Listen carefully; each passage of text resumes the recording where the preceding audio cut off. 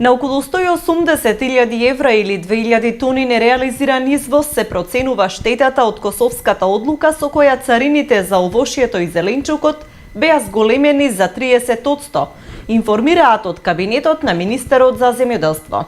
Штетите се пресметани врз основа на извозот реализиран лани од 18 до 31 јули, период во кој годинава важеше одлуката на владата на Косово.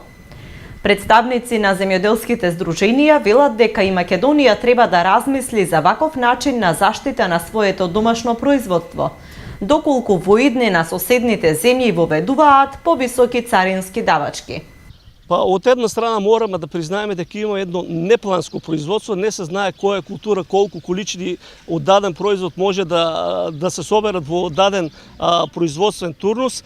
Мислам дека ако, пак ќе потенцирам, ако не се случи нешто со надокнада на обештетување на нашиот земјоделски производител, мора, пак ќе кажам, мора било која влада да го земе во предвид сето тоа во екот на периодот на најголемите количини на земјоделски производи да не се дозволуваат увоз од страна на други држави. Дали се однесува од Албанија или од други држави, не е важно тоа.